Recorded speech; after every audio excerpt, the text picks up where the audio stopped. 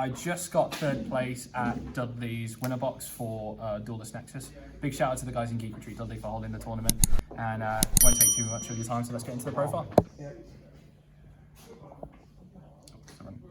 So we'll just go over the basic engines first, and then I'll basically run you through everything in conjunction with that. So we play 2 copies of Eluva the Jester of Despia, we play 3 copies of Fallen of Albaz, 1 copy of Quem, 1 copy of Tri-Brigade Mercuria, 1 copy of Spriggan's Kit. This is for the monster lineup for the branded engine. You don't want to see too much of the Eluva because you are running an excessive amount of normal summons in this deck. So you want to make sure that this is basically your access to branded fusion, which is why you maximize on the other cards that you'll see later on in the engine. 3 Albaz, it's pretty standard, like there's no need for explanation here. If you don't have a good normal summon, this can basically out your opponent's board if they don't know interaction, and that's pretty good. Quem didn't make it the entire tournament. There is a weird line you can do where if you Chimera fusion and use the one of the branded fusions, you can summon it back with Quem because a card has left the extra deck, but it's just not great, and to be honest, it's probably going to get cut off this tournament. 1 Mercuria, you send this, or you add this, sorry, when you dump the fusion with your Mirror Jade. But that's your only access to it. You're not playing Lost, so you're not going to see it really. And then Spriggan's Kit, this is searchable through the Chimera engine, and it's great for extension to search your branded in white and make sure you have, as well as having the illusion package that is Chimera and all the negates and all the interactions. You also end on a Jade as well because of branding in white, so that's really good. Just a quick question. How did the 3 Fallen of Albaz fare? Like, I've seen a few lists and they normally just play like 1 or 2 maybe. Yeah. So how did the 3 fare in your list? The 3 ended up coming up quite a lot because you're using a lot of your extra deck. You're using a lot of your deck space anyway because you're turboing it through with Chimera and later on in the profile the Edge of Chain package. So it reminds you a lot of old branded, where you were just trying to Chimera turbo as quickly as possible. And you had so many hands that could basically do that. So you're maximizing on your gas by playing 3, because normally you'll probably use 2 in your main combo for your branded fusion, and then another just to outboards and to go into extra resources. Fair enough, fair enough. So that's the branded monster lineup, and then we play 3 branded opening, 3 branded fusion, broken, and then 1 branded white. This is so you can see your Eluva at all times. If it ends up in your hand, then you just discard it to summon the other one, and then your Eluva's engraved to help you with another form of negation. Also battle protection, which is quite nice. 3 branded fusion, best fusion in the game. I don't really need to like explain it more. Card's nuts, I really like it. And then 1 branded in white. This is searchable from Spriggan's Kit, and also allows you to go further on into your extension plays, meaning that you can get into your Mirror Jade or any other branded lineup that's in the extra deck. Then we'll go on to the illusion package. So we play 3 Mirror Sword Knight, we play 3 of the Corn Man. A man? 3 of the Corn. I'm not going to pronounce his name because I'll butcher it. 3 Gazelle, 2 Berthamet, and 3 Chimera Fusion. This card's crazy. Like, these cards are insane. The fact that they act as interaction on your opponent's turn and also get you into so much of the engine is nuts. So that's incredible. But if you do get Ashdor on the fucking on the Mirror Knight, then it's quite sad. Bearing in mind, with the Mirror Knight Swordsman, this is your main normal summon in the deck. So if you have branded fusion, activate that first, bait the Ash, and then normal summon this to basically make sure that your opponent uses up all their interactions on your turn before you get into your Chimera combo, and basically allows you to go through uninterrupted. So you have 3 Gazelle, 2 Berthamet. Berthamet, in my eyes, I wouldn't play 3 copies of this because I do think it's a bit of a brick in some hands. But Gazelle is nice because you can send it off branded fusion and allows you to add your Mirror Swordsman, which gives you full access to the rest of the combo. And then the second best fusion to come out, like this card is cracked, like allowing you to go into any fusion and also allowing you to add itself back as well for resource recursion when you've gone into a Chimera fusion, is absolutely crazy. The second effect, you're not using it, like what you're doing.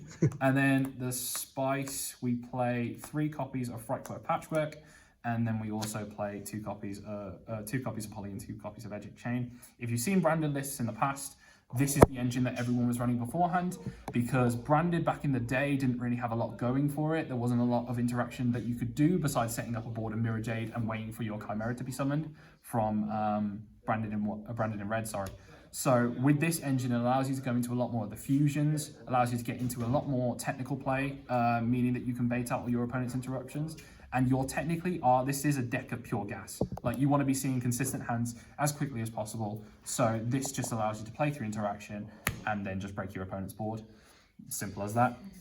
We then also play as like text box. We then play 2 copies of Fenrir. Discards, like, play this card whilst you can, because it is definitely going at some point. But this means that you have another form of interaction going second. Going first, it means whatever your opponent does, they have to be wary of Fenrir plus your other like combo pieces and such. So I really liked running this card. Only play it at 2 because once you see the second copy, that's all you're using at this time. So and after that, you're pretty much just getting rid of it for your Chimera targets and such. Then we play 3 Super Poly. I really should be playing more Super Poly targets, but honestly, the issue that I have with this deck is that your extra spice, because you're playing branded cards, is so tight. You're having to run duplicates because you do end up using those duplicates quite a lot, and it means that you have like a lot of variety as well. So maybe cutting this for a Forbidden Droplets might be the wave, but we'll see. If I end up cutting like the extra, it'll probably be a Garura. People play into Garura more than they do the Super Poly target that I'm playing anyway. So yeah, and then we play the Spice guys, the Spice. We play 2 copies of Thrust, and then we play the Thrust targets of Tactics, Talent, Imperm, Dark Hole. Now, bearing in mind, I ended up seeing all of the one-ofs and hardly Thrust throughout the entire day. Like, it's mad how much I opened Talents, Imperm, and Dark Hole without seeing the Thrust. But this card gives you access to so many different cards in the engine, allows you to grab access to branded fusion, as well as getting you access to these cards. And I think that warrants a space in the deck, especially when you're wanting your deck to be all gas like this deck should be, in my eyes. We'll then go on to the extra deck real quick. So we play 1 copy of Chimera the Illusion Beast. Never made this. You just play it for the fact that you can OTK and allows you to clear over big monsters. You take a little bit of damage up front just to make sure that you can out the board, which is really nice, and allows you to, you know, get over stuff.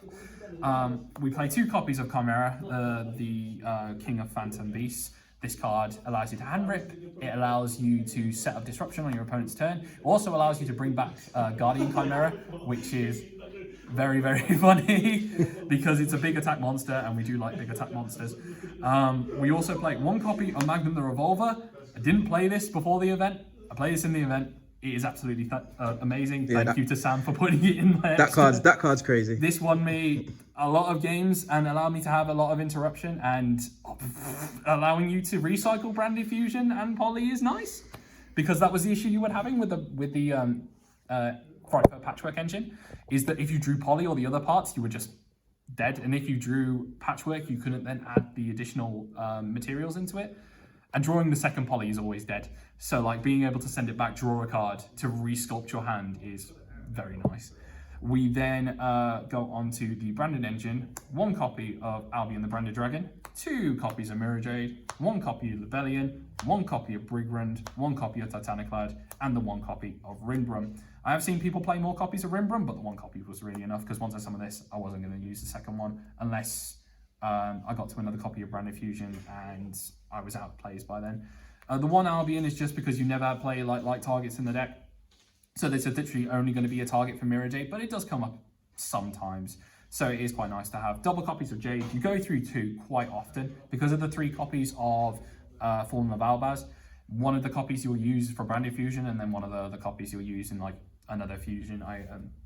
Another fusion for either monsters on board, you contact fusion with something else. Super Poly is also quite nice for that, but that's another reason why it's in the deck. 1 Lebellion, unless like we're heading out of a cash tier format, which is, the cash tier tier 1 deck format, which means you don't have to run 2 copies of every extra deck card that's essential to your combo. So having 1 copy I think is fine. You're not going to use the second copy, I don't think. The 1 copy of Brigrand just to search off your Mercuria, and I ended up summoning this once today to make sure my opponent couldn't target any of the monsters, and it actually worked out quite well. Bought me some time to get into my other plays. The Titanic Lad is only in here to summon Quem, but I think this is going to be another extra flex spot because I don't like Quem, and I think there's other spots in the deck that require it. And then Rimbrum's just insane because you Branded Fusion, send the Gazelle adds you a card. This also with the extension with Kit allows you to keep the Mirror Jade on your turn. Keep the Mirror Jade effect for the next turn, and also sets out your plays for follow-up, which is quite nice. And then for the extra cards, we play 2 copies of Guardian Chimera. The one you're going to make off of Chimera Fusion anyway, and then the other copy is for the Agent package. You mainly run 2 because you do actually play 2 quite often, and I like this card. This card, when it came up, was absolutely insane, and I love the opportunity to play this deck again. And then we play 1 copy of Predaplant Dragus Tapalia. It's just nice when you're running out of materials and need to shuffle things back with the Rebellion as well, and other things as well.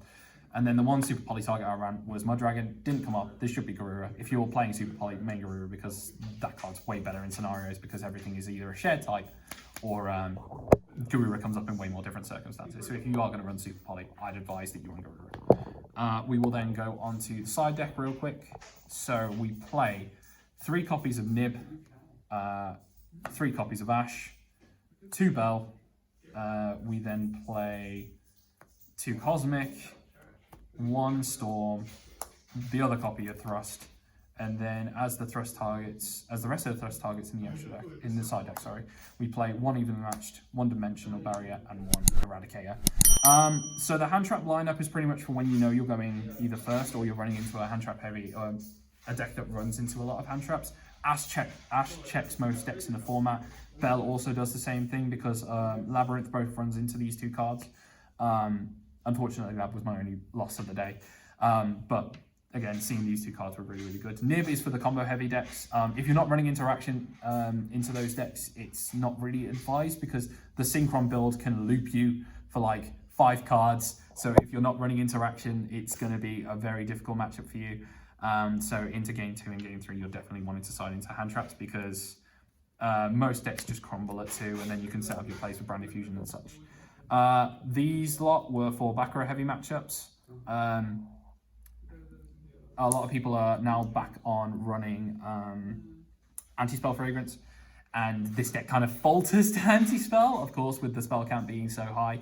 So maining these cards and clearing your opponent's back row as well. And also I just hate back row decks. So like maining that out, I think is definitely, or playing the outs is definitely essential.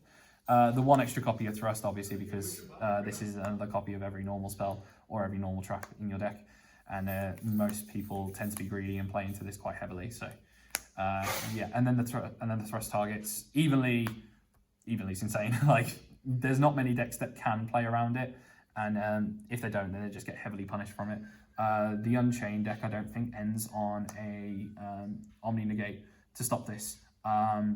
Labyrinth players, unless they're playing this Judgments, can't stop this. There's just a lot of decks that run into this card, so it's worth running, definitely. And then Eradicator, obviously, if you've seen any of the tournaments recently with Lab, you'll know how strong this card is.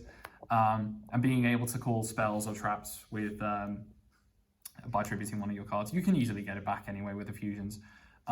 Being able to just clear out your opponent's hand is very, very nice, and yeah, it can win you some games. Fortunately, never saw it today, but it does come up. And then D-Barrier, this is running into the format a lot more recently with everything coming back, like the Synchron pile, the obviously the Chimera builds, and there's also other things running around like Tier Elements, obviously that doesn't check this as well as it probably should. But there are a lot of decks that still running into this card, and I think it is quite good to, you know, being able to search it from deck. I'll search it because of Thrust. So the record today was X1. My only loss again was to Labyrinth, but that was quite RNG. I think Ryan can say so for himself. But other than that, the deck played really, really well. I really, really enjoyed it. Shout out to Sam for explaining how the deck works and explaining the fundamentals and such like that. Shout out to the Geek Retreat Dudley lot. Shout out to the Shout out to the group chat. Shout out to Dan, Mark, Tom Ames, Adam. Shout out to Jordan, Josh, Jamie, Sam for helping me test and become a better player. That's really it, I guess. No. Oh, shout out to Andre as well. Shout out to Jimothy. Let's go. Shout out to the Yu-Gi-Oh podcast. Let's go. Peace.